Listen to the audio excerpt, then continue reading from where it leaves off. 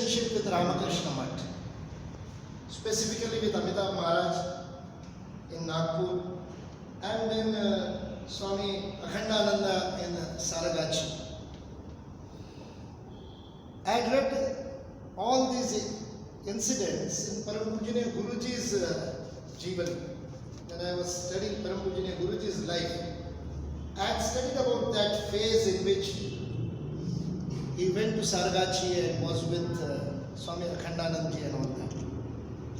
But while preparing for this lecture in Ramakrishna Math, Nagpur, I came across many documents in the Matha itself which revealed so many new things.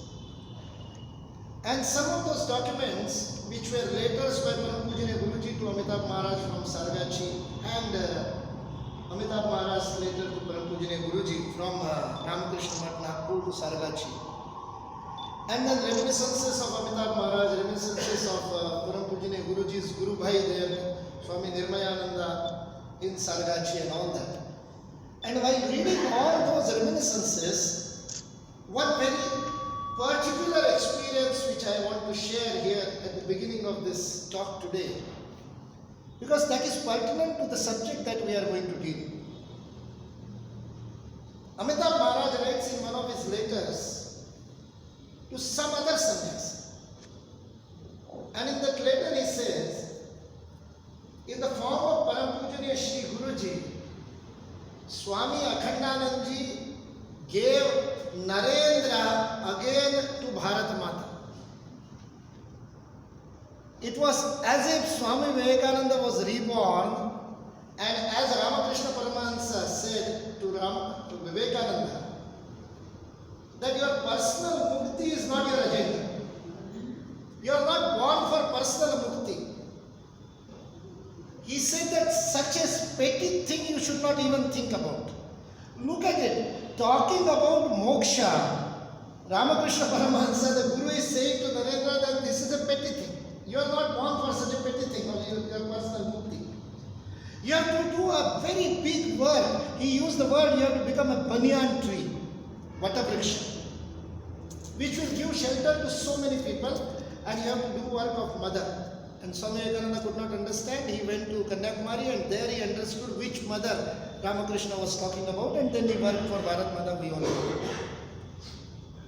Amitabh Maharaj shared some very internal experiences with Param Pujaniya Shri Guruji in Saragachi during the last days of Swami Akhandananda, in which Akhandananda shared so many things with Amitabh Maharaj. And during that, when Amitabh Maharaj was pressing Akhandananda to give Adhyatmika Diksha to Param Pujaniya Guruji, Madhav as he used to say, at that time Akhandananda told him that he is destined for something much bigger than just spiritual Diksha. Amitabh Maharaj said he is an only child and his mother and father are waiting for him.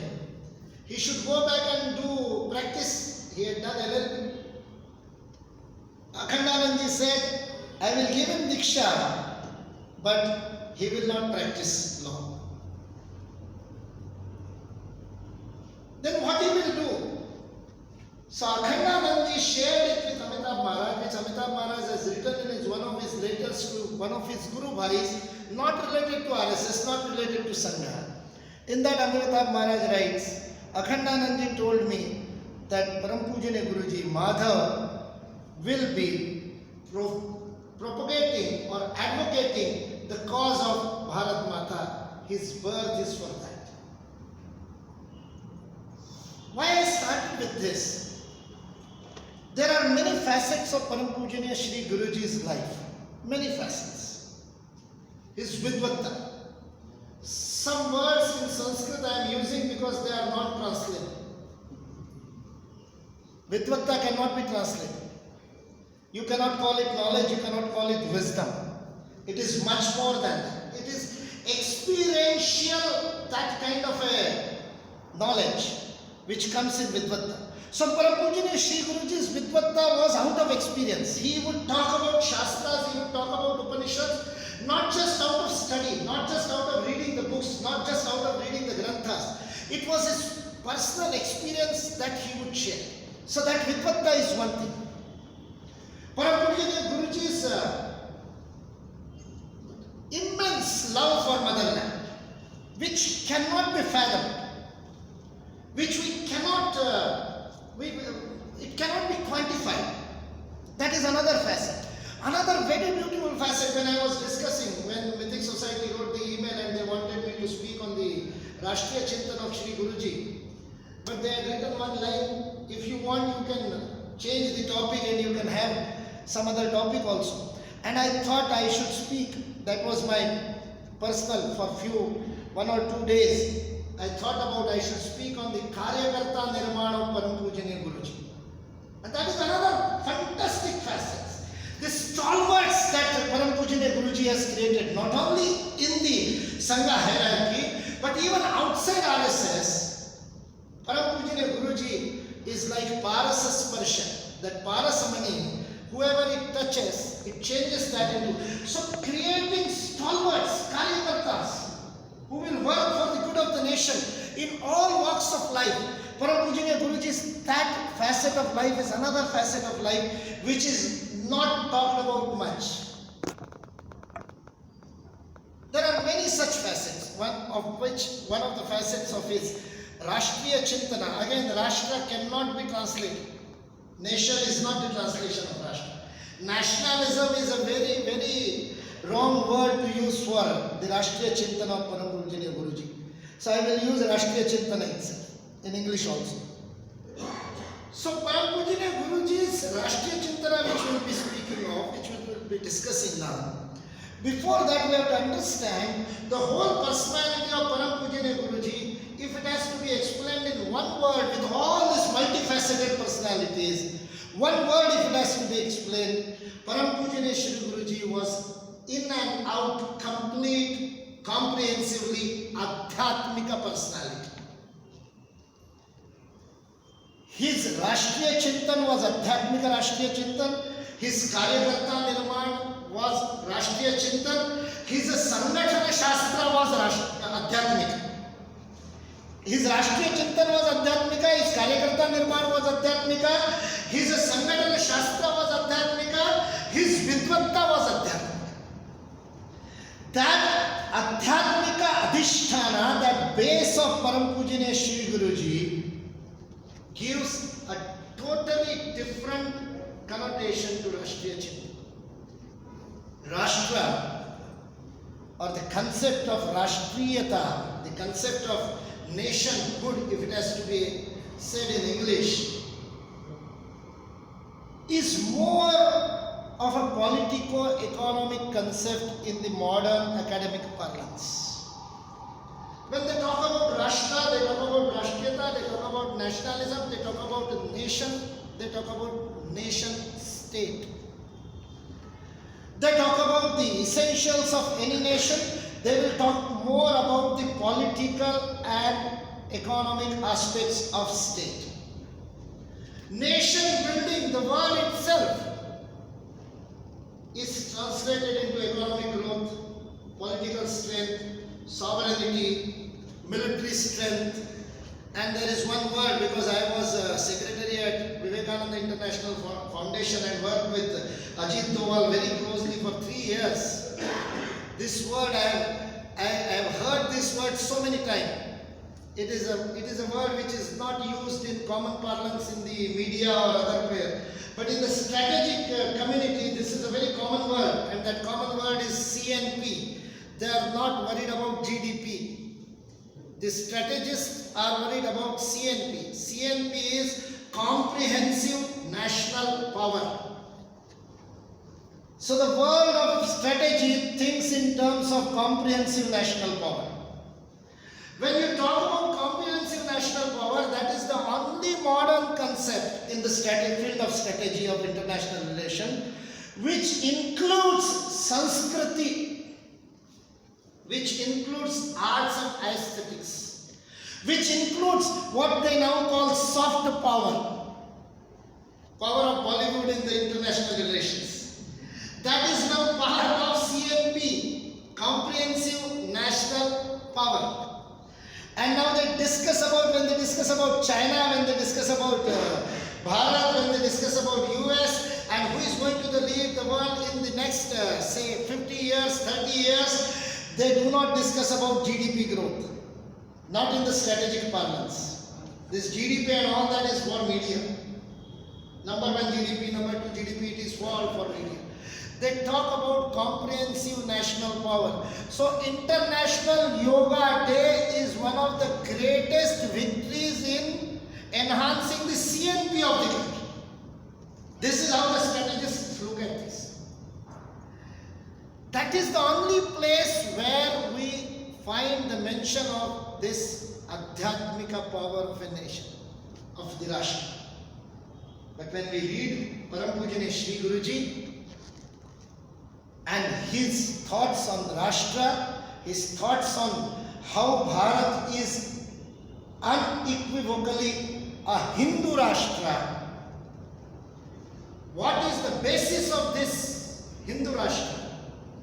What is the Adhyatmika Adhisthana of the Rashtra, Rashtriyata of this age-old Anadi, Ananta Bharat? When we read Param Pujanya Shri Guruji, we understand this Adhyatmika concept of Rashtra. That is Bharat. And in today's context, we are again looking at this subject in the same context in which most of the time, at least for say 2 decades, Param Pujanya Guruji had to speak about Hindu Rashtra. That was during the years of partition. That was immediately after partition. Param Pujanya Guruji is giving Bodhika in Sangha Shiksha Varga on Rashtra, on Hindu Rashtra. He is giving public discourse on Hindu Rashtra. He had to answer questions by the media about, if you talk about Hindu Rashtra, what will be the place of Christians and Muslims in Hindu Rashtra? Param Pujanya Guruji had to answer those questions during those 1950s and 1960s, just immediately after independence, immediately after partition and all that. For last 2-3 months, we are going through the same dilemma of citizenship and nationality.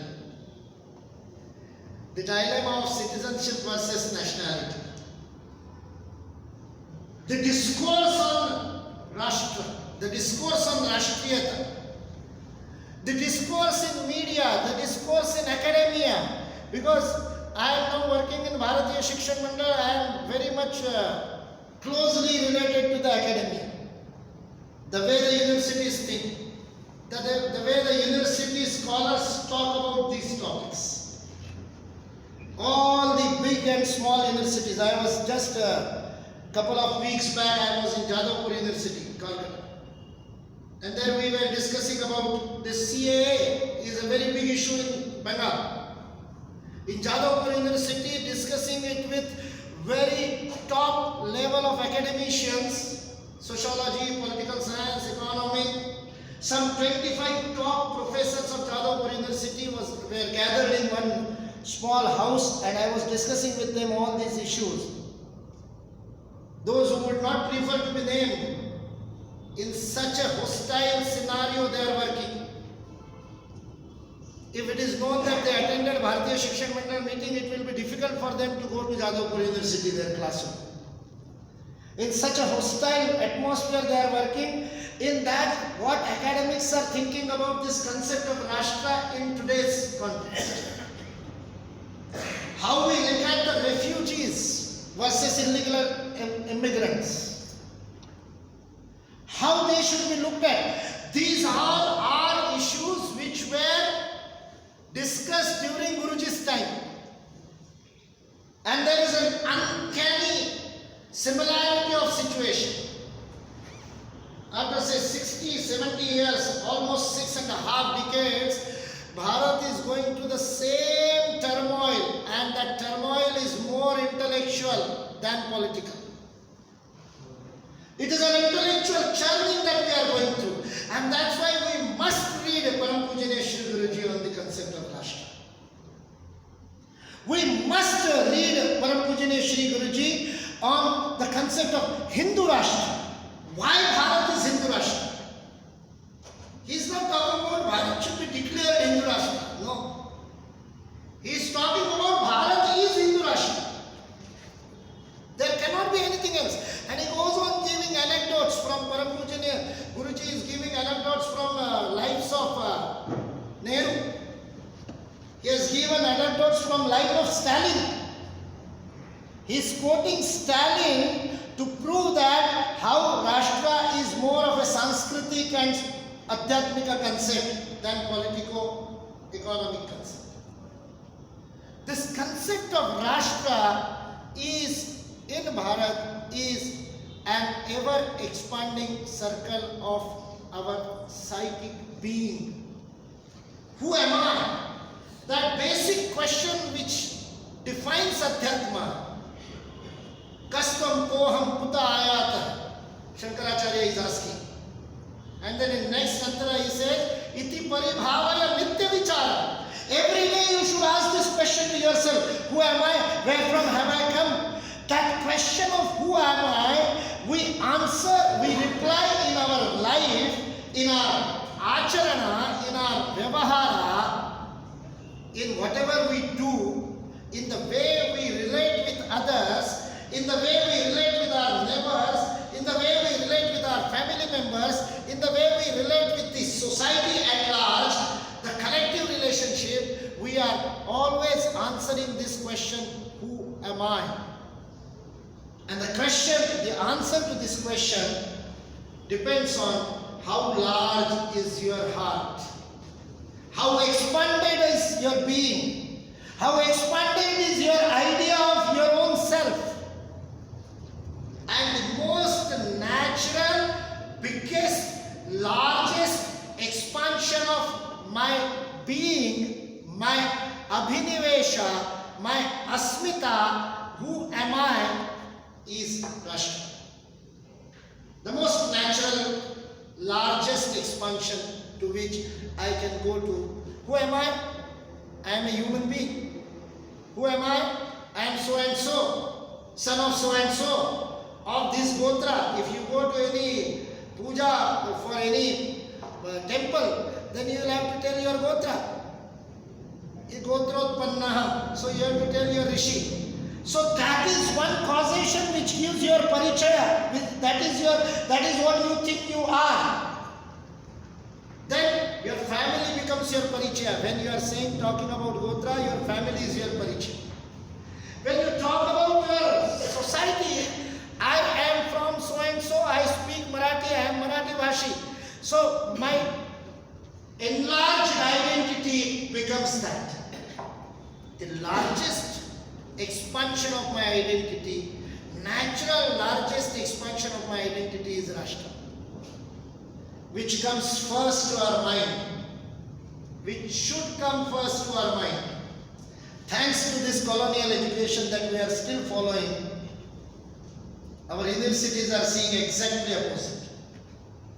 So Param Pujaniya Shri Guruji defines this Upanishadic concept of Rashtra and brings it in a Yuganukula way, in the contemporary way, and defines it in the form of a theory and puts it forth before us. Why this is Hindu Rashtra? Because when there are a large number of people who have a common goal of life, samana theya, that is the most important thing. Then he talks about we have the same standards or same scales of evaluation. Manadand, samana manadand, he used the word. The common scale. What will be my glory? What will be I proud of? What am I proud of in my history? What am I proud of? Who are going to be my heroes in my history? If a large number of people have this common identity, this common scale of evaluating our own history, common scale of evaluating the way we conduct each other, nobody will name his son as Ravana. But during 2011 when I was in Delhi, there is that famous case of Mahishasuramardini in Jain. That FIR was booked by one of our Karyakartas who is now Vistarak of Bharatiya Shikshan Mandal in Bengal. He has to go to Delhi court once in a while to appear in that case of Mahishasuramardini. Very famous case. Many of you must have heard about it.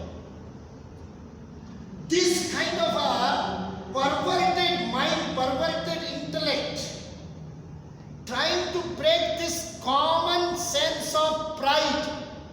What we are proud of. What is good, what is evil. A common sense makes you a Rashtra.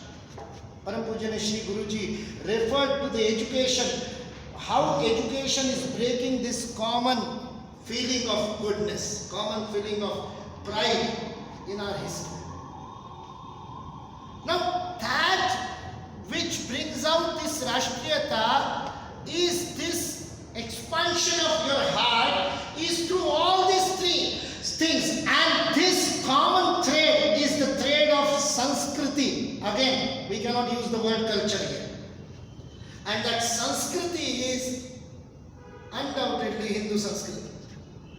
Whether you follow any god, whether you are worshipping any other god, you cannot deny that in this country, in this Bharat Bhumi, 2/3 of which part is not now with us politically. But even then, yesterday Anupam was, he read somewhere and he was very much surprised, and he was expressing his surprise that in the capital of Azerbaijan there is an Agni temple for fire, temple for Agni. Azerbaijan, which is beyond Iran. So he was surprised. Wherever this Hindu Sanskriti had gone, I said not gone, it was the Hindu land, it was the Hindu Rashtra. We have lost that land. That was our land. The whole of Central Asia, Uzbekistan, Turkmenistan, all these places, whole of Central Asia was Hindu. And we lost it. And why we lost it? Because we lost this Rashtriyata, this enlarged identity of who am I, that was lost. And because of that loss, we lost our identity. Param Pujya Shri Guruji discusses Nehru's Prastavana written to that beautiful book by Lala Hardayalji, Sanskriti ke char sopan, Adhar. That Hindi book, Pandit Nehru has written forward to that. In that forward, Pandit Nehru refers to two types of incursions that happened on Bharat. One is Shaka, Hur, Kushan. That is one era. They were the invaders. They had totally different Sanskriti. They had totally different sense and belief. They came here, they stayed here, and now they are part of our Hindu society. Nobody can distinguish them from others. They were digested. Now this is Param Pujaniya Guruji quoting Nehru. Nehru has accepted that Hindus digested Shaka, Hun, Kusha. And then Nehru goes on saying, but we could not do the same about Muslims and Christians. He left out Parsis. Param Pujaniya Guruji gives this reference and said Parsis he has left. But Parsis are also now part of Bharatiya Samaj. Parsis are now part of the Hindu society. Nobody knows them different. How many of us know that Tata is not a Hindu? Tata is a Hindu icon, but because Tata is a Parsi, he is a Persian. When he was persecuted in Persia, his ancestors came to this country and were accepted and became part of this society. That is how Hinduism grew. That is how the Hindu society grew. But Nehru says, Islam could not be digested. Param Pujaniya Guruji says, Nehru is blaming Hindus for not digesting Islam. There is the problem. Islam would also have become part of the Hindu society. It is in fact, to a great extent, at the lower level, at the, what I should say, Acharana level.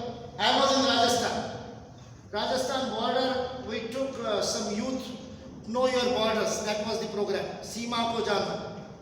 So college youth, not Swayamsevaks, ordinary college youth who have not been trained in any organization were taken with the BSF units to the Pakistan border.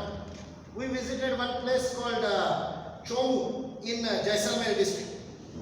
On the border, Pakistan border, there is a village. In that village at that time, now he is no more. At that time there was a Ghazi Fakir. That Ghazi Fakir was a known smuggler in that area. He used to smuggle charas, ganja and all petty things from Pakistan. He was known, everybody knew Ghazi Fakir is a smuggler. Even the BSF knew. But BSF used to use him for intel. They used to get intel through his smuggling racket. So they did not arrest him. In fact, 5 of our people stayed in Ghazi Fakir's house. That was arranged by BSF. I was one of them. I stayed in Ghazi Fakir's house with 4 other youth. Because when BSF said you will stay in Ghazi Fakir's house, I was worried about the students, young students. So I said I will stay with them. So 5 of us stayed in Ghazi Fakir's house. Ghazi Fakir was in his 80s at that time. So in that charpai, that cot, he was lying. When he went, out of respect, he wanted to get up. Vivekananda wale aaye hai. Vivekananda wale aaye hai, he wanted to give respect. So while getting up, it was very difficult for him because all his arthritis and all, with all that pain, he could not get up. But he used somebody helped him and he got up. And while getting up, he said, "Hey Ram." I was so surprised. This was in 1994, just after 92, just after the Babri demolition. And at that time when there was so much of divide, this Ghazi Fakir, who is known as a smuggler and who smuggles from Pakistan, he is getting up and he is saying, "Hey Ram," like what we say. In pain, he remembered Ram. And I asked Ghazi Fakir, "You are remembering Ram? You are a Muslim, why don't you say, Ya Allah?" He said, "I tried so many times. My Maulavi always scolds me. He said, you should say Ya Allah. But I cannot say Ya Allah. Whenever there is pain, I say Hey Ram only. Because my mother used to say so." Ghazi Fakir is saying this. So Islam in Bharat, yesterday there was a statement, day before yesterday only, I think the great scholar, Islamic scholar from Hyderabad, our great OSC, tweeted and told Imran Khan, "You should not teach Indian Muslims." Something like that. All our social media friends are attacking Owaisi for that. I said you should welcome this. Earlier Maulana Mahmood Madni also had given same reply to Musharraf in India Today Conclave in 2009 or 10. Maulana Mahmood Madni is one of the greatest ulemas from Deoband.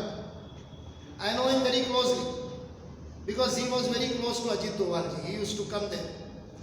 Maulana Mahmood Madni gave this statement that Musharraf should not teach Indian Muslims.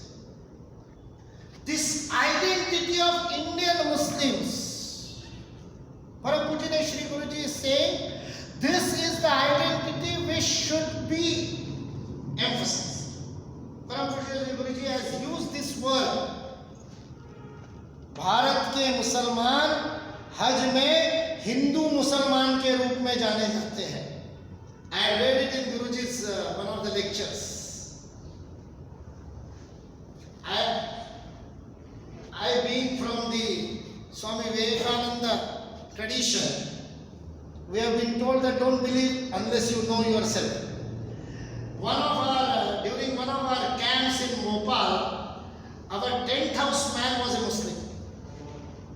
One Qazi, I don't remember his name. One Qazi he was given the tent house during Surya Namaskar only. Because it was a government program, so government contractors were given, so he was government contractor Qazi. But while discussing the payment part, I was asked to go. So I went and I was discussing the payment part with Qazi, and while having tea, that Qazi had just returned from Hajj. And I just remember Param Pujanya Guruji said in Hajj, when the Bharatiya Muslims go to Hajj, they are called as Hindu Muslims. I asked Qazi, you went to Hajj, just recently you have come back, so your memory is fresh. Tell me, what was your experience? And while narrating this experience, he told me, because you are a RSS man, I will tell you this. They call us Hindu Muslim there. Even today, in Hajj, they are called as Hindu Muslims. They are from Hindu. This identity, Param Pujanya Guruji is saying when he was asked a question by a journalist, what will be the state of Muslims in Hindu Rashtra? He gave an example of Shivaji's Senapati. He gave an example of during the Panipat, the great Senapati of Peshwas, Vishwasrao Peshwa. He gave an example of those who were fighting with Maharaja Ranjit Singh. He gave an example of those Muslims in Vijayanagar Samrajya. But he said this is all history. Even today, Muslim will be most safe in Hindu Rashtra only, because Hindus accept everybody. The only thing that he discusses in that interview, which is very important, Guru Murthy ji in his book Drashta Param Pujanya Guruji has referred to this. Param Pujanya Guruji, Shri Guruji, during that partition time and afterwards, the whole decade, he has been talking about this word minority and how this does not apply to the Bharatiya context. And in that he says, those who consider themselves as religious minority may have a different religion, but the cultural moorings, the Sanskriti is same. And he used to give example from Iran. He used to give example from Indonesia. And we all have seen these examples. In 2013, Indonesia gifted a beautiful Saraswati statue to Obama. 2013. I am not talking about Suharto or Sukarno. Sukarno was very good friend of Param Pujanya Shri Guruji, who was president of Indonesia. His name was Sukarno, pronounced Sukarno in Indonesia. His daughter was till a decade back a very active politician, Meghavati Sukarno Putri. That was her name. They are Muslim by religion, but they were very close to Param Pujanya Guruji and very close to Bharat even today, the Indonesian. But I am not talking about the era when Sukarno, Suharto and Meghavati Sukarno Putri ruled Indonesia. Last 15 years Indonesia has gone through a turmoil. Wahhabism has spread like anything. Pan-Islamism has found its root. Arabs have invested a lot in Indonesia. China wants Indonesia to become like Malaysia. Malaysia was also one of the secular Islamic countries which has now become almost on the lines of Bangladesh or almost on the lines of Pakistan. Malaysia has changed a lot in 15 years.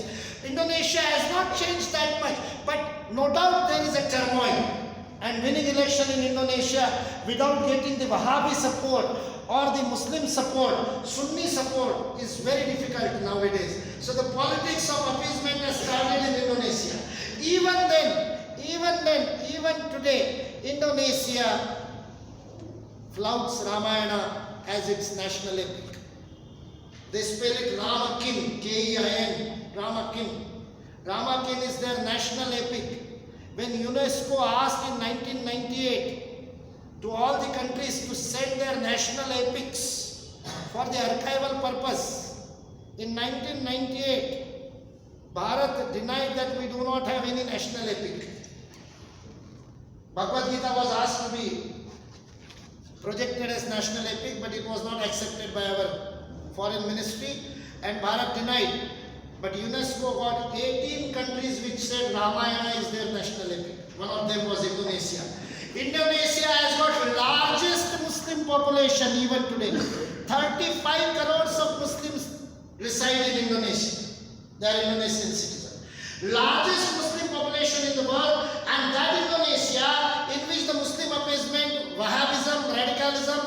Islamic radicalism, pan-Islamism is taking roots, and the politicians have to take refuge to them to win the elections.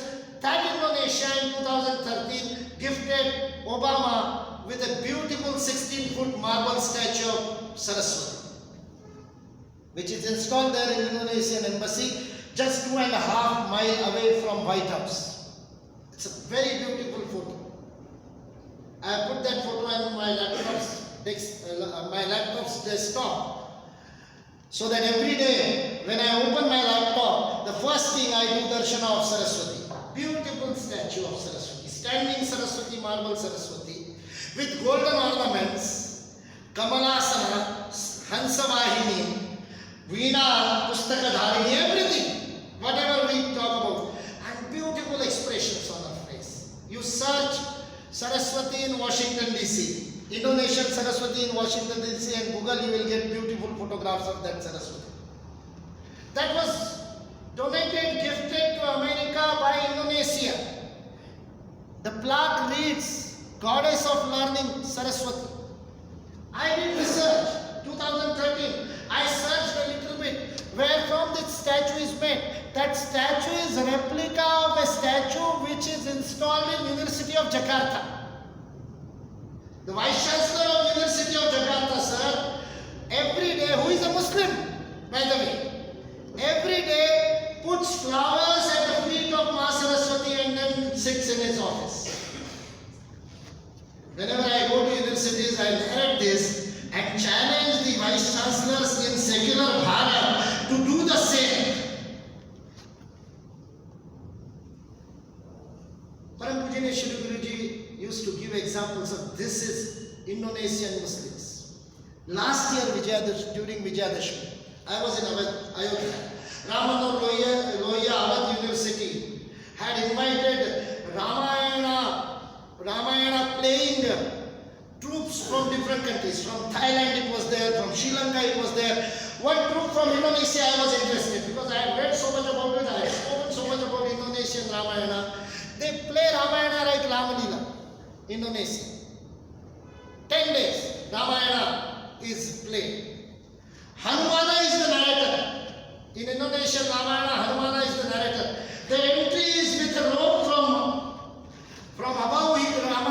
Hanumana comes down and he says, Jai Shri Ram, and then starts narrating the story of Rama. So I wanted to meet who is playing Hanumana, the actor I wanted to meet who is playing Hanumana. He was one Iqbal Yadnik. Iqbal Yadnik. I said, are you Hindu or a Muslim? He said, I am a Muslim. 5-time Namazi. I asked him, 5-time Namazi Iqbal, and you have to start the Ramakin with saying Jai Shri Ram. How do you do that? He showed me. I do it like this. Jaya Shri Ram. Here they pronounce completely. So they don't say Jai Shri Ram. They say Jaya Shri Ram.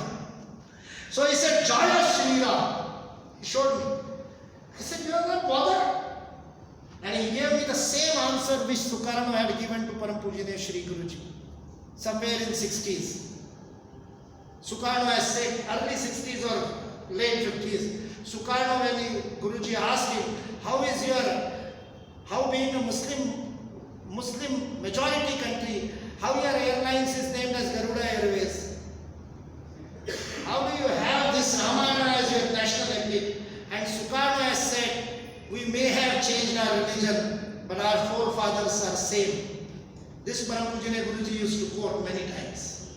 This Iqbal Yadnik who plays Hanumana in Ramakin in 2018 Vijayadashmi tells me the same answer in a different way. He does not use the word forefathers are same. He uses the word we have changed religion but not our culture. He said we have changed mazhab but not the Sanskriti. Rama is our Sanskriti, Islam is our mazhab. That is what Iqbal Yagnik says in Indonesia in 2018. So Hindu Rashtra is a Sanskritic, is an Adhyatmika concept which can only encompass everybody. Param Pujanya Guruji, Shri Guruji in that interview to the journalist says that it is the responsibility of the minority to emphasize on the Sanskriti. In that he gave this example of Iran and Indonesia and said they should emphasize and understand and adjust their religion to the Sanskriti, not the vice versa. He was totally against appeasement. He said then and then only multiculturalism is possible. Then and then only living together is possible. He never used the word secularism. He was totally against secularism. And he used to quote Justice Subbarao.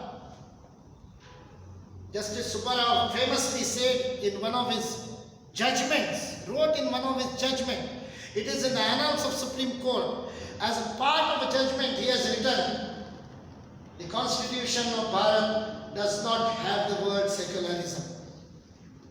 The word secularism was added in 1975.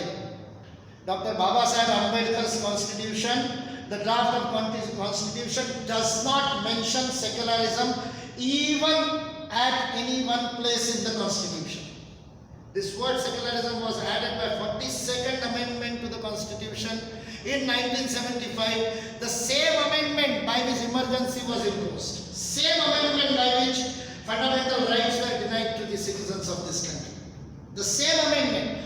In the 44th Amendment, half part of that 42nd Amendment was rescinded by the Janata government.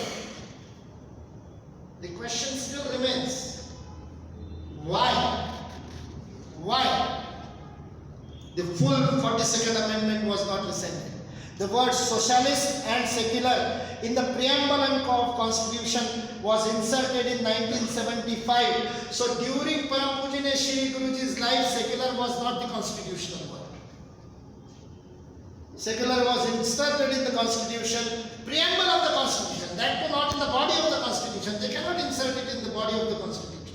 Still today it is not in the body of the Constitution, it is only in the preamble. So Guruji used to use the Bharatiya word Sarva Pantha Samavesh, Sarva Pantha Samabhav. And this translation in Hindi and other languages of secularism, which is done today by the politicians as Dharma Nirpekshata, is again unconstitutional. Even in 1975, when during the 42nd Amendment, the Hindi translation of the preamble, which was amended, Lakshmi Mal Singhvi was the law minister in Indira Gandhi's ministry. Lakshmi Mal Singhvi was a Rajya Sabha MP from Jodhpur. I have met him personally. Lakshmi Mal Singhvi was another very good scholar of Hindu Shastras and Jain Shastras.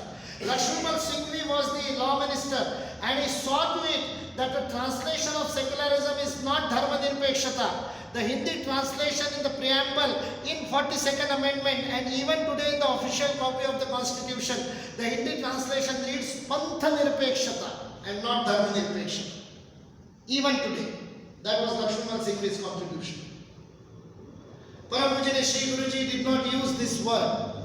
In Europe, the word is not secularism today because secularism has a history of going against the church. When the state wanted to go against the church, they used the word secularism. So today when they want to talk about Sarva Dharma Samavesh, Sarva Pantha Samavesh, Europe does not talk about secularism. The word Europe uses is multiculturalism. The word used by West is multiculturalism. Param Pujya Shri Guruji said that unless the religious minorities accept the cultural tenets and value system of the land, he did not use the word majority. He did not say the value system of the majority. He says it is the value system of the land because this is Hindu Bhumi, that's why it is Hindu Rashtra. The value of the Hindu Bhumi cannot change. You may change your religion, but the values will not change. And he goes on giving hundreds of anecdotes like what I gave through my personal experiences of Ghazi Fakir and all that. Your value system does not change. Your looking at each other does not change. Your family system does not change. Today because of the radicalization and Wahhabi impact and the Arabic money which has flown in this country for more than 2 decades, we see a change in the psyche of this Bharatiya Muslim. Otherwise, people like who declared this endowment, they were not in minority. People like APJ Abdul Kalam were not in minority. People like Sayyid Shahabuddin were in minority. People like Owaisi were in minority in the Islamic parlance itself. But today, the Wahhabism has spread like anything. But this concept of multiculturalism, today Europe is saying that it has failed. What Param Pujanya Guruji said in 60s is now being accepted by the West. Now is being accepted by the West. Norway had to enact a law saying that all those who have come out from, who have migrated from outside to Norway will have to adjust to the value system of Norwegian nationhood. That is a law now in Norway. Just a week before, on a Friday, just last Friday before that, the day before yesterday was Friday, before 1 week before that, on that Friday in France, Muslim immigrants from Syria and Libya, who are now becoming a very great nuisance for all of the European countries, they started reading namaz on the roadside. The local residents, French residents, were picked and they were irritated. They were tolerating this for so many days now, so many years, almost couple of years. Just a week before, on last Friday, and a large number, the Frenchmen came on the road and they interrupted this namaz by the roadside, and they did so by chanting national anthem of France. Thousands of Frenchmen came on the road, and by the side of the namazis, they did not allow that namazis, that la ilaha illallah and everything to go on. They chanted the national anthem of France in a bigger voice, telling them, you may be a Muslim, but you have to be a French if you want to stay in France. So that is the Rashtriyata which is beyond religion, which has to be understood. So when we talk about Hindu Rashtra, we are talking about Adhyatmik and Sanskritika Rashtra and not just religious Rashtra. That's why Rashtriya Chintan of Param Pujanya Shri Guruji is very much relevant. I feel it is more relevant today. It has to be more discussed today. We cannot shy away from these questions. Today, what has happened during the protest of anti-CAA protest? They basically became the Wahhabi radical protests. This sloganeering of Azadi from Hindus, this sloganeering of La ilaha illallah is a war cry against CAA, Citizen Amendment Act, is a challenge. And if we don't understand it, and if we don't reiterate our Rashtriyata, don't reiterate our Rashtriya Sankalpa together, with one mind, if we don't come together and do some intellectual activity on this, some academic activity on this, write research papers on this, write what is the real meaning of Rashtriyata, discuss about it. This is what was expected by Param Pujanya Shri Guruji. And this was not done during last 60 years. And that's why we are facing the same problem again. How many of us have come across good writing on Rashtra? How many of us have done research on this concept of Adhyatmik and Sanskritika Rashtra? This is what the whole world needs today. It is not only the need of this country, it is the need of the whole world. The whole world is going through this crisis. That's why I gave example of France. That's why I gave example of America.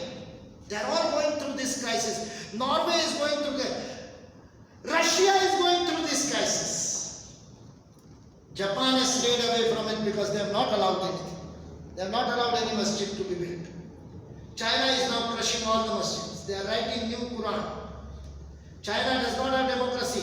Even then, a dictatorial country, dictatorial state also cannot see how this Wahhabist Islam radicalism is growing in Ugair and Xinjiang.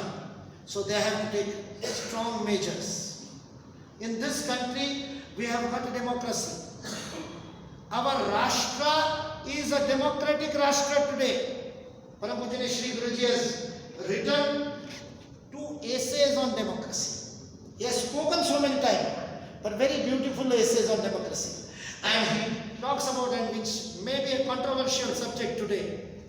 But I feel the political science students and professors should do research in this. Param Pujya Shri Guruji says, this democracy of today, which has its roots in England, which has its roots in France, Europe, is individualistic democracy, which promotes individualism. And Param Pujya Shri Guruji said, individualistic democracy will be equally bad for the country as Rajashahi was. These are the words of Param Pujya Shri Guruji. What we need is the Bharatiya concept of Ganarajya, the Bharatiya concept of Vaidika Ganarajya. Just a week before when we were in Kashi, 2 very good Vaidika Vidwans, we discussed with them, and now we may come out with a very beautiful book in Sanskrit on Vaidika concept of Ganarajya. What a beautiful concept of Adhyatmika concept of Ganarajya.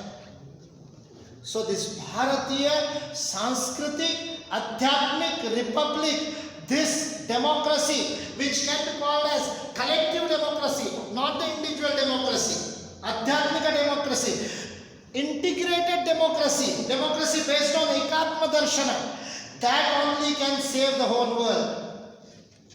And this is what Bharat has to give to the world. This is what Param Pujya Shri Guruji has given us. These are the seeds of Param Pujya Shri Guruji's Rashtra Chintana, which needs to be sprouted and which needs to be blossomed into a Vatavriksha, a banyan tree, by intellectual activity, like the organizations, institutions like Mythic Society should work on that. This concept of this Samajika, Sanskritika democracy, this collective democracy, this spiritual democracy, a lot of research should be done on that. That can only give. Because today, when I was in Vivekananda International Foundation, we started a movement. The movement was named 50+1. Today we see inevitably the whole political scenario going towards that. But earlier, in the 2010 Lok Sabha and the Lok Sabha before that, 2004 election, 2010 election, both these Lok Sabha had MPs from all over the country, and there were 15 MPs, 15 MPs who had got less than 15% votes. 85% people had rejected them. Some 30 MPs had less than 30% votes. And only a few had more than 40%. Only few from Tamil Nadu, Bengal, and some 2-3 constituencies in Gujarat had more than 50% votes during 2004 and 2010 Lok Sabha. This 2014 and now 2019 Lok Sabha the scene has changed. There are more than 50 MPs who have got more than 50% polled votes. More than 50. And less than 15% none. You can go to the website of PRS, one of the non-governmental organization which works on the state of democracy, and there you can find these figures. So we started a movement that my representative should have at least more than half votes. We recommended that Public Representation Act be amended. If need be, there can be elections in 2 rounds. First round, as many candidates as they can.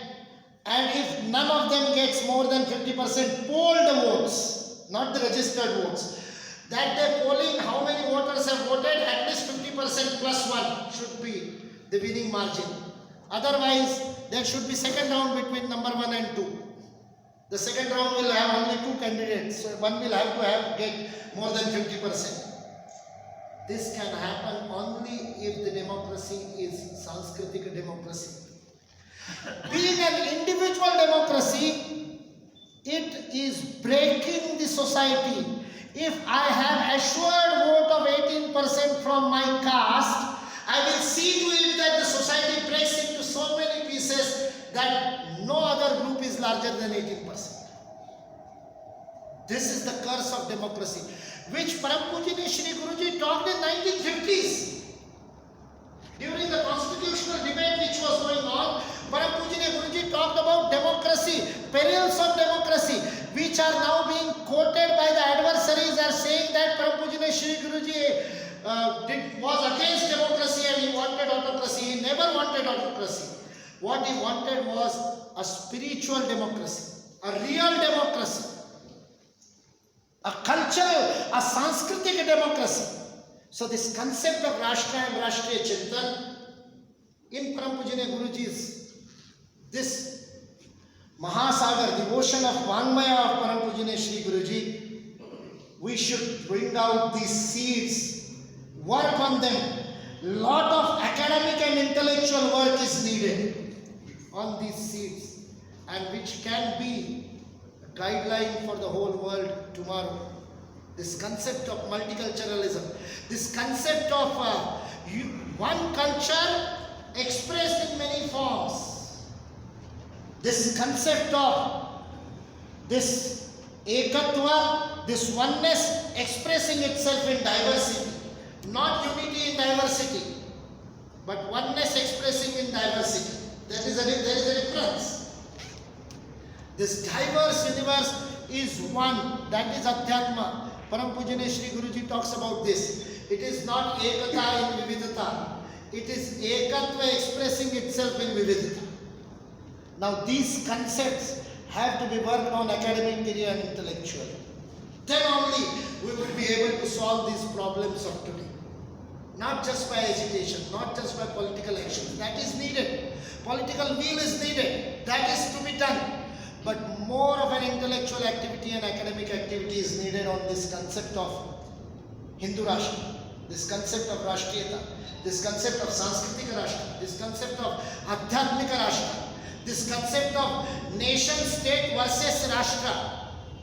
Rashtra with its political expression into a democracy which is Rashtriya democracy, which is Sanskritic democracy, which is Adhyatmika democracy, which is collective democracy and not individual democracy, which will be an expansive democracy rather than disintegrating democracy, which will be an ekatma lokatantra, which will be an integrative democracy rather than breaking democracy.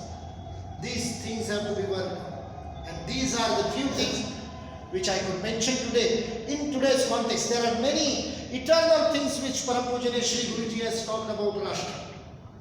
Eternal things like what constitutes Rashtra, how a continuous landmass is needed, like Deha is needed for Atma to express itself. In the same way, body of Rashtra is also important.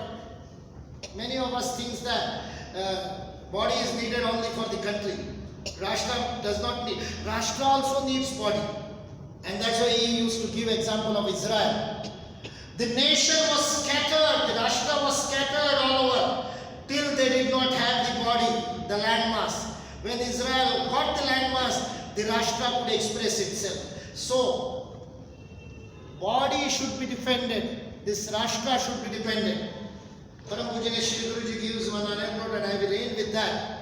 One of the very big leader from Congress party who became a central minister afterwards. This is what Param Pujaniya Guruji, he did not give name. He only said in his anecdote, one of the great leaders of Congress who afterwards became a central minister, in one of the private conversations with Param Pujaniya Shri Guruji, when Guruji said that if we don't do this 1, 2, 3, 4, our Rashtra will die. We have an existential problem for our Rashtra. When Param Pujaniya Guruji said this, that great Congress leader said, what if the Rashtra dies? We'll still live. Rashtra khatam ho gaya to kya hoga? This is what he said. Param Pujaniya Shri Guruji said, the concept of Rashtra is not just for my or your existence.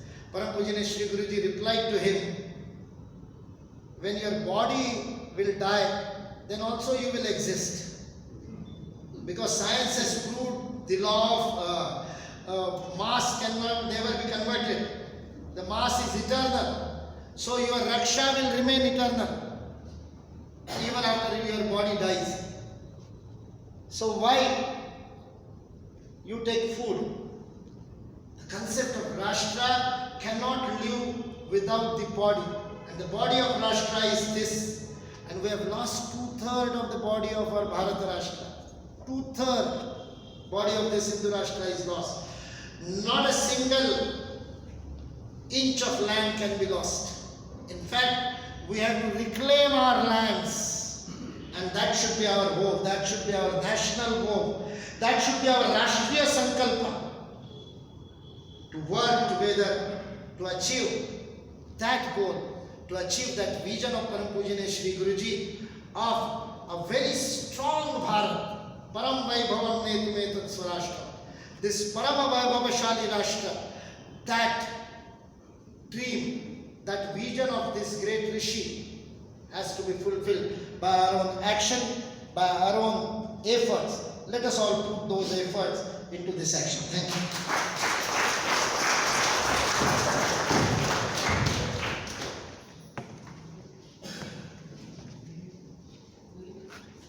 ಈಗ ಅಧ್ಯಕ್ಷೀಯ ಭಾಷಣ ಹಿರಿಯ ಪತ್ರಕರ್ತರು ಮಾಜಿ ಸಂಪಾದಕರು ಆದಂಥ ಶ್ರೀಯುತ ದೂಗು ಲಕ್ಷ್ಮಣ ಅವರನ್ನು ಕೇಳಿಕೊಳ್ತೇವೆ.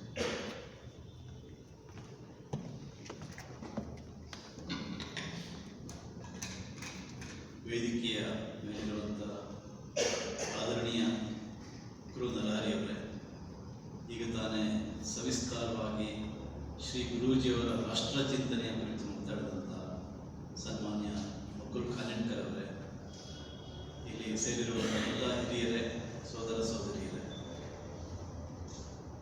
ಗುರೂಜಿಯವರ ರಾಷ್ಟ್ರೀಯ ಚಿಂತನೆ ಇದರ ಕುರಿತ ಈ ಒಂದು ಕಾರ್ಯಕ್ರಮಕ್ಕೆ ಬಹುಶಃ ಇನ್ನಷ್ಟು ಹಿರಿಯರನ್ನ ಅಧ್ಯಕ್ಷತೆಗೆ ವಹಿಸಿದರೆ ಒಳ್ಳೆಯದಿತ್ತು ಅಂತ ನನಗನ್ನಿಸ್ತಾ ಇದೆ. ನನ್ನನ್ನು ಯಾಕೆ ಅಧ್ಯಕ್ಷರನ್ನಾಗಿ ಮಾಡಿದ್ರು ಗೊತ್ತಿಲ್ಲ. ಇಲ್ಲಿ ನರಹರಿಯವರಂಥ ಹಿರಿಯರಿದ್ದಾರೆ, ನಾಗರಾಜ್ ಅವರಂಥ ಹಿರಿಯರು ಕೂಡ ಇದ್ದಾರೆ. ಇಲ್ಲಿ ಸಂಘದಲ್ಲಿ ಕೂಡ ದೊಡ್ಡ ಜವಾಬ್ದಾರಿ ಇದೆ ಅವರಿಗೆ. ಅದು ಬಹುಶಃ ಇನ್ನೊಂದು ಸ್ವಲ್ಪ ಗುರೂಜಿಯವ್ರ ಬಗ್ಗೆ ತಿಳ್ಕೊಳ್ಳಿ ಅನ್ನೋಕ್ಕೋಸ್ಕರ ನನ್ನನ್ನು ಅಧ್ಯಕ್ಷತೆಗೆ ನನ್ನಂಥ ಕಿರಿಯನನ್ನು ಮಾಡಿರಬಹುದು. ನನಗನ್ಸೋದು ನನಗೆ ಅಧ್ಯಕ್ಷತೆ ವಹಿಸೋಕೆ ಇರುವಂಥ ಒಂದೇ ಒಂದು ಯೋಗ್ಯತೆ ಅಂದರೆ ಗುರೂಜಿಯವರನ್ನ 3 ಬಾರಿ ನಾನು ಭಾಳ ಹತ್ತಿರದಿಂದ ನೋಡಿದ್ದೀನಿ. ಒಂದು ಸರಿ ಕಾರ್ಕಳದಲ್ಲಿ, ಮತ್ತೊಮ್ಮೆ ದಾವಣಗೆರೆ ನಮ್ಮ ಸಂಘ ಶಿಕ್ಷಾ ವರ್ಗದಲ್ಲಿ, ಮತ್ತೊಂದು ಸಲ ಶಿವಮೊಗ್ಗದ ಒಂದು ಬೈಠಕ್ನಲ್ಲಿ. ಈ 3 ಸಂದರ್ಭಗಳಲ್ಲಿ ಅವರನ್ನು ಭಾಳ ಹತ್ತಿರದಿಂದ ನೋಡುವಂಥ ಒಂದು ಅದೃಷ್ಟ ನನಗಿತ್ತು. ಬಹುಶಃ ಆ ಅದೃಷ್ಟದ ಬಲದಿಂದ ಇವತ್ತು ನಾನು ಅಧ್ಯಕ್ಷತೆ ವಹಿಸಿರ್ಬೋದು ಅಂತ ಅಂದ್ಬಿಟ್ಟಿದ್ದೀನಿ. ಮುಕುಲ್ ಖಾನೆಟ್ಕರ್ ಅವರು ಸಾಕಷ್ಟು ಸವಿಸ್ತಾರವಾಗಿ ರಾಷ್ಟ್ರೀಯತೆಯ ಕುರಿತು ಮಾತಾಡಿದರು. ಗುರೂಜಿಯವರ ದೃಷ್ಟಿಯಲ್ಲಿ ರಾಷ್ಟ್ರೀಯತೆ ಅನ್ನೋದು ಕೇವಲ ಒಂದು ನ್ಯಾಷನಲಿಸಮ್ ಅಲ್ಲ, ಅದು ಸಾಮಾಜಿಕ, ಸಾಂಸ್ಕೃತಿಕ, ಆಧ್ಯಾತ್ಮಿಕ ರಾಷ್ಟ್ರೀಯತೆ. ಅದರ ಹಿನ್ನೆಲೆಯಲ್ಲಿ ಅವರು ಸಂಘವನ್ನು ಕಟ್ಟಿ ಬೆಳೆಸಿದ್ರು ಅನ್ನೋದನ್ನು ಅವರು ಬಹಳ ಸವಿಸ್ತಾರವಾಗಿ ಹೇಳಿದರು. ಗುರೂಜಿಯವರ ಒಂದು ಚಿಂತನೆಯನ್ನು ಅಳವಡಿಸದೇ ಇದ್ದಿದ್ದರ ಪರಿಣಾಮವಾಗಿ ಇವತ್ತು ಭಾರತ ಯಾವ ಸ್ಥಿತಿಗೆ ತಲುಪಿದೆ ಅನ್ನೋದನ್ನು ಕೂಡ ಬಹಳ ತುಂಬ ಚೆನ್ನಾಗಿ ವಿಶ್ಲೇಷಣೆ ಮಾಡಿದರು. ಗುರೂಜಿಯವರ ಒಂದು ಚಿಂತನೆಯ ರೀತಿ ಹೇಗಿತ್ತು? ಅವರು ಸಂಘದ ಸರಸಂಘ ಚಾಲಕರಾಗಿದ್ದರೂ ಕೂಡ ಅವರು ಸದಾ ಚಿಂತನೆ ಮಾಡ್ತಿದ್ದು ರಾಷ್ಟ್ರದ ಬಗ್ಗೆನೇ, ರಾಷ್ಟ್ರೀಯ ದೃಷ್ಟಿಕೋನದಿಂದನೇ ಎಲ್ಲವನ್ನೂ ಅಳಿತಾ ಇದ್ರು. ಸಂಘದ ಮೇಲೆ ಮೊಟ್ಟ ಮೊದಲು ನಿಷೇಧ ಬಂದಾಗ ಗಾಂಧೀಜಿಯವರ ಹತ್ಯೆಯ ಸಂದರ್ಭದಲ್ಲಿ ಸಂಘವನ್ನು ಸರ್ಕಾರ ನಿಷೇಧ ಮಾಡಿದ್ರು.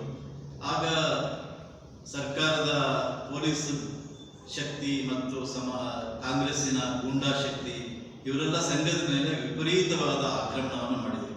ಅನೇಕ ಸ್ವಯಂ ಸೇವಕರ ಮೇಲೆ ಆಕ್ರಮಣ ಆಯಿತು, ಅನೇಕರ ಆಸ್ತಿ ಪಾಸ್ತಿ ನಷ್ಟ ಆಯಿತು, ಇಷ್ಟೊಂದು ದೌರ್ಜನ್ಯ ನಡೆಯಿತು. ಸ್ವತಃ ಗುರೂಜಿಯವರು ಕೂಡ ಅರೆಸ್ಟ್ ಮಾಡಿದರು, ಅವರನ್ನು ಜೈಲಲ್ಲಿಟ್ಟಿದ್ದರು. ಇಂಥ ಸಂದರ್ಭದಲ್ಲಿ ಸಂಘದ ಸ್ವಯಂ ಸೇವಕರ ಮನಸ್ಸಿನಲ್ಲಿ ಯಾವ ಥರದ ಆಕ್ರೋಶ ಬಂದಿರ್ಬೋದು, ಅವರು ಯಾವ ರೀತಿ ಕುದೀತಾ ಇದ್ದಿರ್ಬೋದು. ಏನಾದರೂ ಅವರಿಗೆ ಅವಕಾಶ ಕೊಟ್ಟಿದ್ದಿದ್ರೆ, ಸಂಘದಿಂದ ಸೂಚನೆ ಸಿಕ್ಕಿದ್ದಿದ್ರೆ ಆಗಿನ ಎಲ್ಲ ಈ ಕಾಂಗ್ರೆಸ್ ಗೂಂಡಾಗಳನ್ನು ಅವರು ಹೊಡೆದು ಹಾಕ್ತಾ ಇದ್ರೇನೋ. ಆದರೆ ಅದಾಗಲಿಲ್ಲ. ಗುರೂಜಿಯವರು ಹೇಳಿದರು, ಈ ರೀತಿ ಯಾರು ನಮ್ಮ ಮೇಲೆ ಆಕ್ರಮಣ ಮಾಡ್ತಾ ಇದ್ದಾರೆ ಅವ್ರ ಮೇಲೆ ಕಲ್ಲು ತೂರಿ ಅಂತ ಹೇಳಲಿಲ್ಲ ಗುರೂಜಿಯವರು, ಅಥವಾ ಪೆಟ್ರೋಲ್ ಬಾಂಬ್ ಹಾಕಿ ಅಂತಲೂ ಹೇಳಲಿಲ್ಲ, ಅಥವಾ ಎಲ್ಲ ಕಡೆ ಪ್ರೊಟೆಸ್ಟ್ ಮಾಡಿ ಅಂತ ಕೂಡ ಹೇಳಲಿಲ್ಲ. ಗುರೂಜಿಯವರು ಹೇಳಿದಂಥ ಒಂದೇ ಒಂದು ಮಾತು, ಅವರು ಸೆರೆಮನಿಯಲ್ಲಿ ಇದ್ಕೊಂಡು ಹೇಳಿದರು, B com at all cost. ಯಾವುದೇ ಸಂದರ್ಭ ಬಂದರೂ ಶಾಂತವಾಗಿರಿ. ಸ್ವಯಂ ಸೇವಕರಿಗೆಲ್ಲ ಆಶ್ಚರ್ಯ, ಕೆಲವರಿಗೆ ನಿರಾಶೆನೂ ಆಗಿದ್ದಿರ್ಬೋದು. ಇಷ್ಟೆಲ್ಲ ನಮ್ಮ ಮೇಲೆ ದೌರ್ಜನ್ಯ ನಡೀತಾ ಇದೆ, ನಾವು ಸುಮ್ಮನೆ ಇರಬೇಕು ಅಂದ್ರೆ ಏನಿದು ಅಂತ ಬಹಳ ಒಂದು ರೀತಿಯ ಭಾವನೆ ಬಂದಿರ್ಬೋದೇನೋ. ಆದ್ರೆ ಗುರೂಜಿ ಅವರು ಶಾಂತವಾಗಿರಿ, ಏನು ಮಾಡೋದಕ್ಕೆ ಹೋಗ್ಬೇಡಿ, ಸೇಡನ್ನು ತೀರಿಸ್ಕೊಳ್ಳೋ ಸಮಯ ಇದಲ್ಲ ಅಂತ. ಗುರೂಜಿಯವರ ದೂರದೃಷ್ಟಿ ಹೇಗಿತ್ತು ಅಂತ ಮುಂದೆ ಒಂದು ಬೈಠಕ್ನಲ್ಲಿ ಅವರು ಅದನ್ನ ಹೇಳ್ತಾರೆ. ನಮ್ಮ ಬಾಯೊಳಗೆ ಹಲ್ಲು ಮತ್ತು ನಾಲಿಗೆ ಎರಡೂ ಇರುತ್ತೆ. ಅನೇಕ ಸರಿ ನಾವು ಏನೋ ತಿಂತಾ ಇರುವ ಸಂದರ್ಭದಲ್ಲಿ ಹಲ್ಲಿನಿಂದ ನಾಲಿಗೆ ಕಡ್ಕೊಳ್ಳುವಂಥ ಸಂದರ್ಭ ಇರುತ್ತೆ, ನಾಲಿಗೆ ಸ್ವಲ್ಪ ರಕ್ತ ಬರುತ್ತೆ. ಹಾಗಂತ ಹೇಳಿ ಹಲ್ಲನ್ನು ನಾವು ಮುರಿದು ಹಾಕೋದಿಲ್ಲ, ಯಾಕೆಂದ್ರೆ ಹಲ್ಲು ಮತ್ತು ನಾಲಿಗೆ ಅದೆರಡೂ ಕೂಡ ದೇಹದ ಪಾರ್ಟ್ ಅಂಡ್ ಪಾರ್ಸಲ್. ಹಾಗೇನೆ ನಮ್ಮ ಮೇಲೆ ಯಾರು ಪ್ರತಿಭಟನೆ ಮಾಡಿದ್ರು, ಹಿಂಸೆ ಮಾಡಿದ್ರು, ದೌರ್ಜನ್ಯ ಎಸಗಿದ್ರು, ಅವರು ಕೂಡ ಇದೇ ಸಮಾಜದ ಒಂದು ಅವಿಭಾಜ್ಯ ಅಂಗ. They are also part and parcel. ಹಾಗಾಗಿ ಅವ್ರ ಮೇಲೆ ಸೇಡ್ ತೀರಿಸ್ಕೊಳ್ಳೋದು ಸರಿಯಲ್ಲ ಅನ್ನೋ ಭಾವನೆ. ಅಂದ್ರೆ ಅವರ ದೂರದೃಷ್ಟಿ ಆಗಿತ್ತು. ನಮ್ಮದೇ ಹಿಂದೂ ಸಮಾಜ ನಮ್ಮ ಮೇಲೆ ಆಘಾತ ಮಾಡಿದ್ರು ಕೂಡ ನಾವು ಅವ್ರ ಮೇಲೆ ಸೇಡ್ ತೀರ್ಸಕ್ ಹೋಗಬಾರ್ದು, ಅವ್ರನ್ನ ಪ್ರೀತಿಯಿಂದ ಗೆಲ್ಲಬೇಕು ಅನ್ನುವಂಥ ಭಾವನೆ ಅವರಲ್ಲಿತ್ತು. ಬಹುಶಃ 1975ರ ತುರ್ತು ಪರಿಸ್ಥಿತಿ ಹೋರಾಟದ ನಂತರ ಬಾಳಾ ಸಾಹೇಬ್ ದೇವರಸ್ ಮಂಗಳೂರಿನಲ್ಲಿ ಬಂದಂತ ಕಾರ್ಯಕ್ರಮದಲ್ಲಿ ಕೂಡ ಇದೇ ಮಾತನ್ನ, ಇದೇ ರೀತಿಯ ದಾಟಿಯಲ್ಲಿ ಅವ್ರು ಹೇಳಿದ್ರು, ನಮ್ಮನ್ನ ಅನೇಕರು ಯಾರು ಸರ್ಕಾರ ಇತ್ತು ಜೈಲಿಗೆ ಹಾಕಿದ್ರು, ಸ್ವಯಂ ಸೇವಕರ ಮೇಲೆ ದೌರ್ಜನ್ಯ ನಡೆಸಿದ್ರು, ಅನೇಕರು ಜೈಲಿಗೆ ಹೋಗಿ ತಮ್ಮ ಉದ್ಯೋಗವನ್ನು ಕೂಡ ಕಳ್ಕೊಂಡ್ರು. ಆದರೂ ಆ ಸಂದರ್ಭದಲ್ಲಿ ಸರ್ಸಂಘ ಚಾಲಕರಾಗಿದ್ದಂಥ Bala Saheb ದೇವರಸ್ ಹೇಳಿದ್ದೇನೆಂದ್ರೆ, forget and forgive. ಈಗ ಏನೇನು ಆಗಿದೆ ಅದನ್ನ ಮರೆತುಬಿಡಿ, ಮತ್ತು ಯಾರು ನಮ್ಮ ಮೇಲೆ ಏನು ದೌರ್ಜನ್ಯ ನಡೆಸಿದ್ದಾರೆ ಅವ್ರನ್ನ ಕ್ಷಮಿಸಿ ಅಂತ. ಈ ರೀತಿಯ ಭಾವನೆ. ಯಾಕೆಂದ್ರೆ ನಮ್ಮ ಮೇಲೆ ದೌರ್ಜನ್ಯ ನಡೆಸಿದವರು ತುರ್ತು ಪರಿಸ್ಥಿತಿಯಲ್ಲಿ ಬೇರೆ ಯಾರು ಅನ್ಯ ದೇಶದವರಲ್ಲ, ನಮ್ಮದೇ ದೇಶದವರು, ನಮ್ಮದೇ ಸಮಾಜದವರು, ನಮ್ಮದೇ ಸಮಾಜದ ಒಂದು ಭಾಗ. ಅವರು ಬೇರೆ ಯಾವುದೋ ಕಾರಣಕ್ಕೋಸ್ಕರ ದೌರ್ಜನ್ಯ ಮಾಡಿರ್ಬೋದು, ಆದ್ರೆ ಅವರನ್ನು ಕೂಡ ನಾವು ಸಂಘಟಿಸುವಂತ ಅಗತ್ಯ ಇದೆ. ಅವರನ್ನು ನಮ್ಮ ಈ ವಿಶಾಲವಾದ ರಾಷ್ಟ್ರೀಯ ಚಿಂತನೆ ಒಳಗೆ ತರುವಂತದ್ದಿದೆ. ಹಾಗಾಗಿ ಅವರನ್ನೆಲ್ಲ ಕ್ಷಮಿಸಿಬಿಡಿ. ಈ ರೀತಿಯ ಒಂದು ದೃಷ್ಟಿಕೋನ ಗುರೂಜಿಯವರು ಇದ್ದಿದ್ರಿಂದ ಬಹುಶಃ ಸಂಘ ಇಷ್ಟೊಂದು ವರ್ಷ ದೀರ್ಘವಾಗಿ ದೇಶವನ್ನ, ಸಮಾಜವನ್ನ ಕಟ್ಟೋದರಲ್ಲಿ ಯಶಸ್ವಿ ಆಯಿತು ಅಂತ ಹೇಳ್ಬೋದು. ಬಹುಶಃ ಈ ದೃಷ್ಟಿ ಇಲ್ಲದೇ ಇದ್ದಿದ್ರೆ ಸಂಘ ಇಷ್ಟು ದೀರ್ಘವಾದ ಒಂದು ಸಂಘಟನೆಯ ದೀರ್ಘಾವಧಿ ಕಾಲವನ್ನ ಅದು ಎಣಿಸ್ತಾ ಇರಲಿಲ್ಲ ಅಂತ ಹೇಳ್ಬೋದು. ಸಂಘದವರು ಗುರೂಜಿ ಅಂತ ಕರೀತಾ ಇದ್ದಾರೆ, ಯಾಕೆಂದ್ರೆ ಸಂಘದವರಿಗೆ ಅವರು ಪರಮ ಪೂಜ್ಯರು ಅಂತ. ನಾವು ಸಂಘದವರು ಯಾರೇ ಮಾತಾಡಬೇಕಾದ್ರೂ ಪರಮ ಪೂಜ್ಯ ಅಥವಾ ಪರಮ ಪೂಜನೀಯ ಗುರೂಜಿ ಅಂತ ಹೇಳ್ತೀವಿ. ಆದ್ರೆ ಸಂಘದ ಹೊರಗಿರೋರು ಕೂಡ ಅವರನ್ನ ಪರಮ ಪೂಜನೀಯ ಅಂತಾನೆ ಕರೀತಾ ಇದ್ರು. ಪರಮ ಪೂಜ್ಯ ಗುರೂಜಿ, ಗುರೂಜಿ ಅನ್ನೋ ಶಬ್ದ ಬಳಸ್ತಾ ಇದ್ರು. ಅವ್ರ ಹೆಸರು ಮಾಧವರಾವ್ ಸದಾಶಿವರಾವ್ ಗೋಲ್ವಲ್ಕರ್ ಅಂತ ಇದ್ರು ಕೂಡ ಯಾರು ಕೂಡ ಅಷ್ಟೊಂದು ಹೆಸರು ಹೇಳ್ತಾ ಇರಲಿಲ್ಲ, ಗುರೂಜಿಯವರು ಅಂತ ಹೇಳ್ತಾ ಇದ್ರು. ಸಂಘದ ಕಟ್ಟರ್ ವಿರೋಧಿಯಾಗಿದ್ದಂತ ಕಾಂಗ್ರೆಸ್ಸಿನ ಕೇಂದ್ರ ಸರ್ಕಾರದಲ್ಲಿ ಮಂತ್ರಿಯಾಗಿದ್ದಂತ ವೈ.ಬಿ. ಚವ್ಹಾಣ್ ಅವರು ಕೂಡ ನಾಗ್ಪುರಕ್ಕೆ ಬಂದಾಗ ಗುರೂಜಿ ಅವರಿಗೆ ಸಾಷ್ಟಾಂಗ ನಮಸ್ಕಾರ ಮಾಡ್ತಾ ಇದ್ರು. ಅವ್ರ ಜೊತೆಗೆ ಅನೇಕ ವಿಷಯಗಳ ಬಗ್ಗೆ ಸಮಾಲೋಚನೆ ಮಾಡ್ತಾ ಇದ್ರು. ಯಾಕೆಂದ್ರೆ ಅವರು ಕೇವಲ ಸಂಘದವರಿಗೆ ಮಾತ್ರ, ಸ್ವಯಂ ಸೇವಕರಿಗೆ ಮಾತ್ರ ಗುರೂಜಿ ಇಲ್ಲ, ಇಡೀ ಸಮಾಜಕ್ಕೆ ಅವರು ಗುರೂಜಿಯವರಾಗಿದ್ದರು.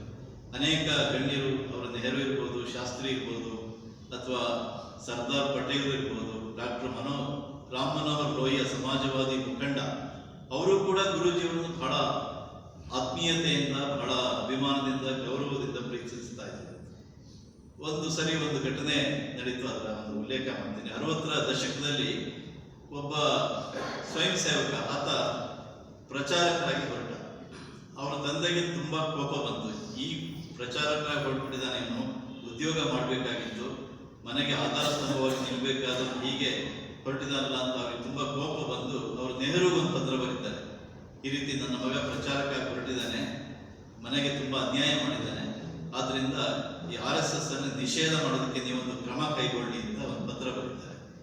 ನೆಹರು ಆ ಪತ್ರವನ್ನ ಒಂದು ಸಂದರ್ಭದಲ್ಲಿ ಅಲ್ಲಿರುವಂತಹ ಕಾಂಗ್ರೆಸ್ ಮುಖಂಡರಿಗೆಲ್ಲ ತೋರಿಸ್ತಾರೆ, ನೋಡಿ ಈ ರೀತಿ ಒಂದು ಪತ್ರ ಬಂದಿದೆ ಅಂತ. ಆಮೇಲೆ ಅವ್ರು ಹೇಳ್ತಾರೆ, ನೋಡಿ ಇವತ್ತು ದೇಶಕ್ಕೋಸ್ಕರ ಸಮಾಜಕ್ಕಾಗಿ ಬದುಕುವಂಥವ್ರು, ತ್ಯಾಗ ಮಾಡುವಂಥವ್ರು ಯಾರೂ ಇಲ್ಲ, ಬಹಳ ಕಡಿಮೆ. ಅಂಥದ್ರಲ್ಲಿ RSSನವ್ರು ಮಾಡ್ತಿದ್ದಾರೆ, ನೋಡಿ ಈ ರೀತಿ ತಂದೆನೇ ಒಂದು ಪತ್ರ ಬರೀತಿದ್ದಾರೆ. ಹೀಗೆ ಸಮಾಜಕ್ಕಾಗಿ ಹೊರಟಂತ ಒಬ್ಬ ಯುವಕ, ಅಂತ ಯುವಕರ ಸಂಖ್ಯೆ ಜಾಸ್ತಿ ಆಗ್ಬೇಕು ಈ ಸಮಾಜದಲ್ಲಿ, ಅಂತ ಒಂದು ಸಂಘಟನೆಯನ್ನು ನಾನು ನಿಷೇಧ ಮಾಡೋದಾದ್ರು ಹೇಗೆ ಅಂತ ನೆಹರು ಆಗ ಹೇಳಿದ್ರಂತೆ. ಇದೇ ನೆಹರು ಪಾರ್ಲಿಮೆಂಟ್ ಅಲ್ಲೂ ಕೂಡ ಹೇಳಿದ್ರು, I will not allow an inch to fly bhagwa in this land ಅಂತ ಕೂಡ ಹೇಳಿದ್ರು. ಈ ಇಡೀ ದೇಶದಲ್ಲಿ ಭಗವಾ ಧ್ವಜ ಹಾರೋದಕ್ಕೆ 1 ಇಂಚು ಜಾಗ ಕೂಡ ನಾನು ಕೊಡಲ್ಲ ಅನ್ನೋ ಮಾತನ್ನು ಕೂಡ ನೆಹರು ಹೇಳಿದ್ರು. ಆದ್ರೆ ಅದೇ ನೆಹರು ಅವರ ಅಂತರಂಗದಲ್ಲಿ ಸಂಘದ ಬಗ್ಗೆ ಇಂತಹ ಒಂದು ಭಾವನೆ ಇತ್ತು. ಕಾರಣ ಏನಂದ್ರೆ, ಗುರೂಜಿಯವರಂತ ಒಂದು ರಾಷ್ಟ್ರೀಯ ಚಿಂತನೆ ಇರುವಂತ ಸಂಘಟನೆ ಇದು, ದೇಶಕ್ಕಾಗಿ ಸಮಾಜಕ್ಕಾಗಿ ಬದುಕುವಂತಹ ಸಂಘಟನೆ ಅನ್ನೋ ಭಾವ ಇತ್ತು.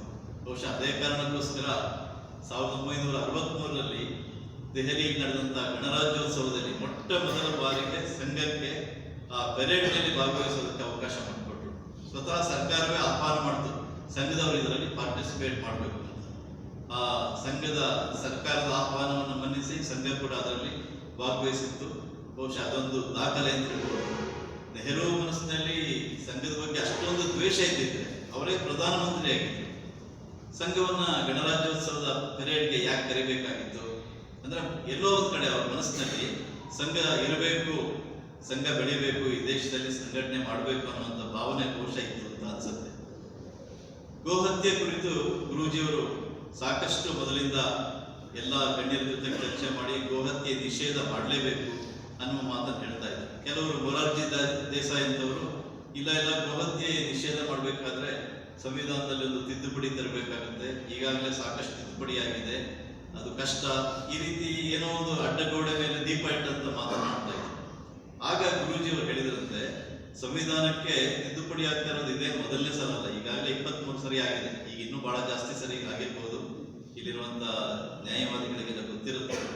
ಹಾಗಾಗಿ 23 ತಿದ್ದುಪಡಿ ಆದ್ಮೇಲೆ 24ನೇದು ಯಾಕೆ ಮಾಡಬಾರ್ದು, ಒಂದು ತಿದ್ದುಪಡಿಯನ್ನು ತಂದು ಗೋಹತ್ಯೆಯನ್ನು ನಿಷೇಧ ಮಾಡಬೇಕು ಈ ದೇಶದಲ್ಲಿ, ಅದೇ ನಿಜವಾದ ಒಂದು ಸರಿಯಾದ ಕ್ರಮ ಅನ್ನೋ ಮಾತನ್ನ ಆಗ ಗುರೂಜಿಯವರು ಮೊರಾರ್ಜಿ ದೇಸಾಯಿ ಅಂತವರಿಗೆಲ್ಲ ಹೇಳಿದ್ರು. ಹೀಗೆ ಅನೇಕ ರಾಷ್ಟ್ರೀಯ ವಿಚಾರಗಳ ಬಗ್ಗೆ ತಮ್ಮದೇ ಆದಂತಹ ಒಂದು ದೃಷ್ಟಿಕೋನ ಗುರೂಜಿಯವರಲ್ಲಿತ್ತು. ಅವರು ಕೇವಲ ಸಂಘದ ಸರಸಂಘಚಾರಕ ಮಾತ್ರ ಆಗಿರದೆ ಇಡೀ ದೇಶದ ಆಗು ಹೋಗುಗಳ ಬಗ್ಗೆ, ಅದು ಪಾಕಿಸ್ತಾನ ಯುದ್ಧ ಇರ್ಬೋದು, ಚೈನಾದ ಯುದ್ಧ ಇರ್ಬೋದು, ಆ ಎಲ್ಲ ಸಂದರ್ಭದಲ್ಲಿ ದೇಶದ ಹಿತದೃಷ್ಟಿಯಿಂದ ಏನೇನು ಸಲಹೆಗಳನ್ನು ಕೊಡಬೇಕಾಗಿತ್ತು ಆಗಿನ ರಾಷ್ಟ್ರೀಯ ನಾಯಕರಿಗೆ, ಅದನ್ನ ಕಾಲಕ್ಕೆ ಕೊಡ್ತಾ ಇದ್ರು. ಇವರ ಸಲಹೆಗಳನ್ನ ಅವರು ಸ್ವೀಕರಿಸ್ತಾ ಇದ್ರೋ ಇಲ್ವೋ ಅದು ಬೇರೆ ಮಾತು. ಆದ್ರೆ ತಾನು ಒಂದು ಸಂಘಟನೆಯ ಮುಖ್ಯಸ್ಥನಾಗಿದ್ದೀನಿ, ಹಾಗಾಗಿ ದೇಶದ ಹಿತದೃಷ್ಟಿಯಿಂದ ಕೊಡಬೇಕು ಅನ್ನುವಂಥದ್ದು ಅವರಲ್ಲಿತ್ತು ಮತ್ತು ಅವರು ಅದನ್ನ ಕೊಡ್ತಾನೆ ಇದ್ರು. ಅದಕ್ಕೆ ಯಾವತ್ತೂ ಕೂಡ ಅವರು ಹಿಂದೆ ಮುಂದೆ ಯೋಚನೆ ಮಾಡ್ತಾ ಇರಲಿಲ್ಲ. ಗುರೂಜಿಯವರು ಯಾವತ್ತೂ ಕೂಡ ತಾನು ಒಬ್ಬ ಸರಸಂಘಚಾಲಕ ಅನ್ನೋ ಒಂದು ಹುದ್ದೆಯ ಘನತೆ ಅದನ್ನು ಯಾವತ್ತೂ ತೋರಿಸಿರ್ಲಿಲ್ಲ. ಅವರು ಒಬ್ಬ ಸಾಮಾನ್ಯ ಸ್ವಯಂ ಸೇವಕನಂತನೇ ಇರ್ತಾ ಇದ್ರು. ಅವರು ಯಾವುದೇ ಒಂದು ಶಾಖೆಗೆ ಬಂದಾಗ ಅಥವಾ ಒಂದು ಬೈಠಕ್ಕಿಗೆ ಬಂದಾಗ ತಾನೊಂದು ದೊಡ್ಡ ಹುದ್ದೆಯ ಒಬ್ಬ ವ್ಯಕ್ತಿ ಅನ್ನೋದನ್ನು ಅವರು ಯಾವತ್ತೂ ತೋರಿಸ್ಕೊಂಡೇ ಇರಲಿಲ್ಲ. ಒಂದ್ಸರಿ ಮಂಗಳೂರಿನಲ್ಲಿ ಒಂದು ಕಾರ್ಯಕ್ರಮಕ್ಕೋಸ್ಕರ ಬಂದಾಗ ಅಲ್ಲಿನ ವೆಂಕಟರಮಣ ದೇವಸ್ಥಾನದ ಆಡಳಿತ ಮುಕ್ತೇಶ್ವರರು ಅವರು ಬನ್ನಿ ನಮ್ಮ ದೇವಸ್ಥಾನಕ್ಕೆ ಇವತ್ತು ಅಂತ ಹೇಳಿ ಅವರಿಗೆ ಒಂದು ಆಹ್ವಾನವನ್ನು ಕೊಟ್ಟರು. ಗುರೂಜಿಯವರು 1 ನಿಮಿಷ ಸುಮ್ಮನೆ ಇತ್ತು, ಆಮೇಲೆ ಹೇಳಿದ್ರು, ಇಲ್ಲ ಇವತ್ತು ಕಾರ್ಯಕ್ರಮಗಳು ತುಂಬಾ ಇದೆ, ಬರೋಕ್ಕಾಗೋದಿಲ್ಲ, ನಾನು ದೇವಸ್ಥಾನಕ್ಕೆ ಬರಲ್ಲ ಅಂತ ಹೇಳಿದ್ರು. ಅಲ್ಲಿದ್ದಂಥ ಉಳಿದ ಕಾರ್ಯಕರ್ತರಿಗೂ ಆಶ್ಚರ್ಯ ಆಯ್ತು. ಅಂದ್ರೆ ಗುರೂಜಿಯವರು ಇದೇನು ದೇವಸ್ಥಾನಕ್ಕೆ ಬನ್ನಿ ಅಂದ್ರೆ ಬರಲ್ಲ ಅಂತ ಹೇಳ್ತಿದಾರಲ್ಲ ಅಂತ ಆಶ್ಚರ್ಯ ಆಯ್ತು. ಸುಮ್ಮನಾದ್ರು. ಕಾರ್ಯಕ್ರಮಗಳೆಲ್ಲ ನಡೀತಾ ಇತ್ತು, ಬೈಠಕ್ಕೆಲ್ಲ. ಆ ನಂತರ ಯಾವುದೋ ಒಂದು ಸಂದರ್ಭದಲ್ಲಿ ಮಧ್ಯೆ ಗುರೂಜಿಯವರಿಗೆ ಸ್ವಲ್ಪ ವಿರಾಮ ಇದ್ದಾಗ, ವಿಶ್ರಾಂತಿಯ ಸಮಯ ಇದ್ದಾಗ ಸ್ವಯಂ ಸೇವಕರು ಹೇಳಿದಂತೆ ಈಗ ಹೋಗೋಣ ದೇವಸ್ಥಾನಕ್ಕೆ ಅಂತ ಹೇಳಿ ಕೆಲವು ಕಾರ್ಯಕರ್ತರ ಜೊತೆಗೆ ಆ ದೇವಸ್ಥಾನಕ್ಕೆ ಹೋಗಿ ಅಲ್ಲಿ ದೇವರ ದರ್ಶನವನ್ನು ಮಾಡಿ ದೇವರಿಗೆ ಸಾಷ್ಟಾಂಗ ಪ್ರಣಾಮವನ್ನು ಅರ್ಪಿಸಿ ವಾಪಸ್ ಬಂದರು. ಉಳಿದವರಿಗೆಲ್ಲ ಆಶ್ಚರ್ಯ ಆಯ್ತಂತೆ, ನೀವು ಆಡಳಿತ ಮುಕ್ತೇಶ್ವರ ಹತ್ರ ಹೇಳಿದ್ರಿ ಬರೋಲ್ಲ ಅಂತ, ಈಗ ದೇವಸ್ಥಾನಕ್ಕೆ ಹೋಗ್ತಾ ಇದ್ದೀನಿ, ಇದೇನು ವಿಪರ್ಯಾಸ. ಅದಕ್ಕೆ ಗುರೂಜಿಯವರು ಹೇಳಿದ್ರಂತೆ, ಆಡಳಿತ ಮುಕ್ತೇಶ್ವರರು ಕರೆದಿದ್ರು ನನ್ನನ್ನು ಅಧಿಕೃತವಾಗಿ. ನಾನು ಅವರ ಕೆರೆಗೆ ಹೋಗಿದ್ರೆ ಅಲ್ಲಿ ಜನರನ್ನೆಲ್ಲ ಸೇರಿಸ್ತಾ ಇದ್ರು. ದೇವರನ್ನು ನೋಡಬಹುದು, ಎಲ್ಲರೂ ನನ್ನನ್ನೇ ನೋಡ್ತಾ ಇದ್ರು. ಅದು ನನಗಿಷ್ಟ ಇರಲಿಲ್ಲ. ದೇವಸ್ಥಾನದಲ್ಲಿ ನಾನು ಮುಖ್ಯ ಆಗಬಾರ್ದು, ದೇವರು ಮುಖ್ಯ ಆಗಬೇಕು.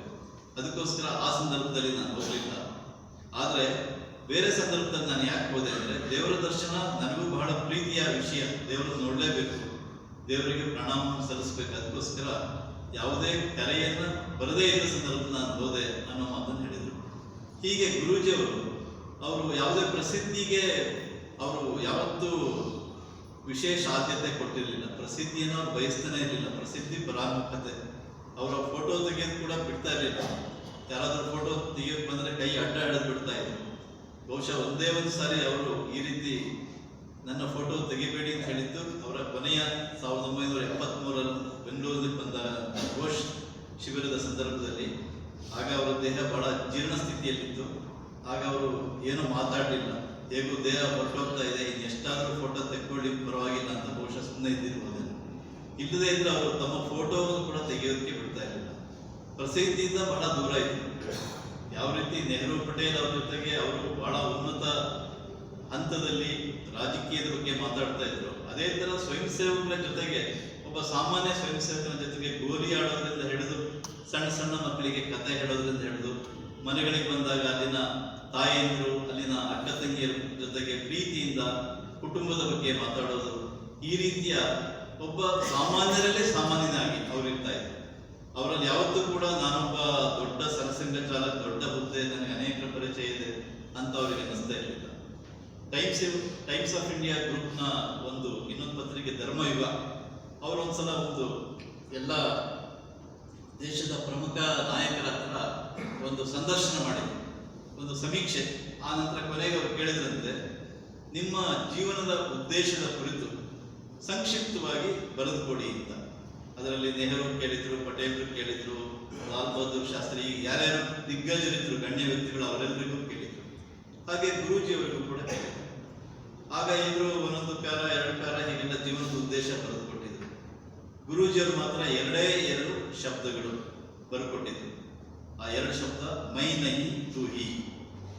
ಕೇವಲ 2 ಶಬ್ದ, ನಾನಲ್ಲ ನೀವೇ ಅಥವಾ ನೀನೇ. ಅಂದ್ರೆ ನಾನೇನೂ ಅಲ್ಲ, ಎಲ್ಲ ನೀವೇ ಮಾಡ್ತಾ ಇರೋದು, ಸಮಾಜವೇ ಮಾಡ್ತಾ ಇರೋದು, ನಾನು ಕೇವಲ ನಿಮಿತ್ತ ಮಾತ್ರ ಅಂತ.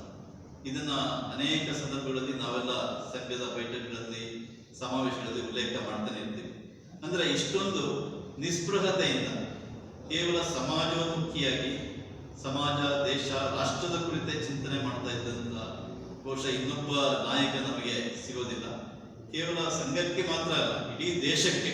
ಅವರ ಕಡು ವಿರೋಧಿಗಳು ಕೂಡ ಅವರನ್ನ ಬಹಳ ಪೂಜ್ಯ ಭಾವದಿಂದ ನೋಡ್ತಾ ಇರುವಂತ ಅನೇಕ ಸಂದರ್ಭಗಳು. ರಾಮನ ಲೋಹಯ್ಯ ಅಂತವರು ಕೂಡ ಯಾವುದೇ ಭಿನ್ನವಾದ ರಾಜಕೀಯ ಚಿಂತನೆ ಇದ್ರೂ ಕೂಡ ಇವರನ್ನು ಅಷ್ಟೇ ಆತ್ಮೀಯತೆಯಿಂದ ನೋಡುವಂತ ಇದಿತ್ತು. ಹೀಗಾಗಿ ಸಂಘ ಇಷ್ಟು ದೀರ್ಘಕಾಲದ ಸಂಘಟನೆ ಕಟ್ಟೋದಕ್ಕೆ ಸಾಧ್ಯವಾಗಿದ್ದು ಗುರೂಜಿಯವರ ರಾಷ್ಟ್ರೀಯ ಚಿಂತನೆಯಿಂದ ಅಂತ ಹೇಳ್ಬೋದು.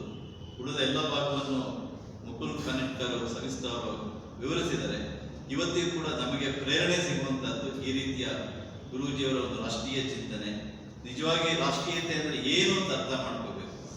ಅವರಾಗಲೇ ಹೇಳಿದ್ರು, ರಾಷ್ಟ್ರೀಯತೆ ಅನ್ನೋದು ನ್ಯಾಷನಲಿಸಮ್ ಅಲ್ಲ, ಅಥವಾ ರಿಲಿಜನ್ ಅನ್ನೋದನ್ನ ನಾವು ಧರ್ಮ ಅಂತ ಅದನ್ನ ಟ್ರಾನ್ಸ್ಲೇಟ್ ಮಾಡಕ್ ಹೋಗ್ತೀವಿ, ಅದನ್ನ ಅಂತ. ನಿಜವಾದ ಧರ್ಮ ಅಂದ್ರೆ ಏನು, ಇದನ್ನು ನಾವು ಅರ್ಥ ಮಾಡಿಕೊಂಡಾಗ ನಮ್ಮ ದೇಶವನ್ನು ಇನ್ನಷ್ಟು ಚೆನ್ನಾಗಿ ನಾವೆಲ್ಲರೂ ಮುನ್ನಡೆಸೋದಕ್ಕೆ ಸಾಧ್ಯವಾಗುತ್ತೆ ಅಂತ ಹೇಳ್ತಾ ನನ್ನ ಮಾತನ್ನು ಮುಗಿಸ್ತೀನಿ.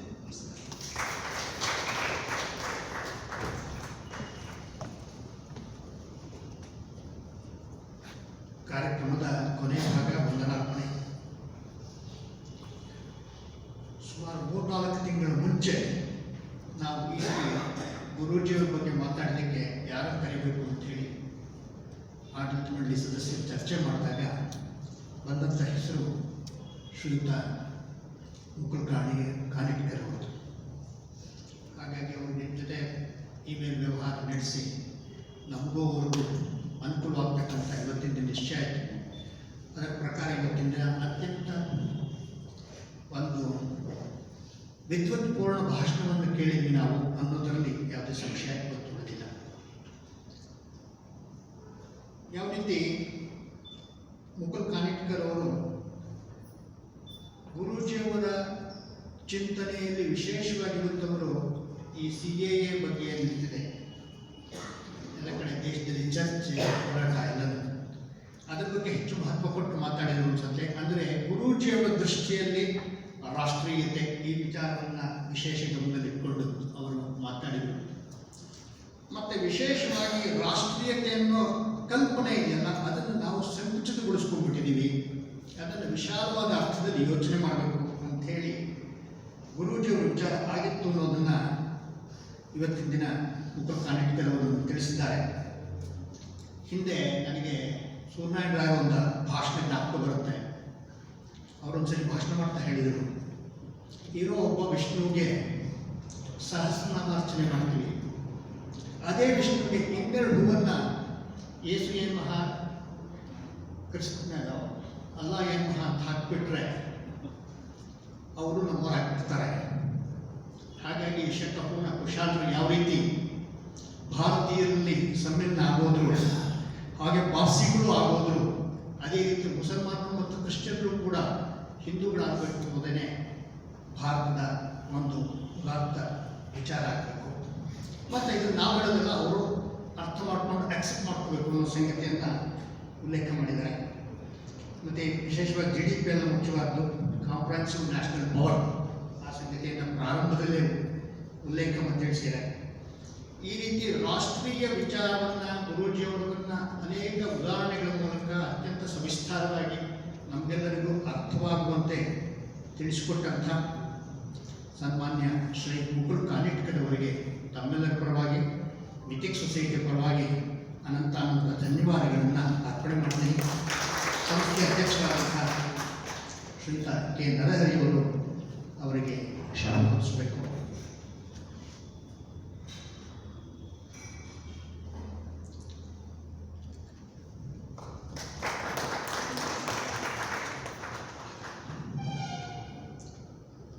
ಮತ್ತು ಮಾಲಾರ್ಪಣೆ ಮಾಡಬೇಕು ಅಂತ ಹೇಳಿಕೆ.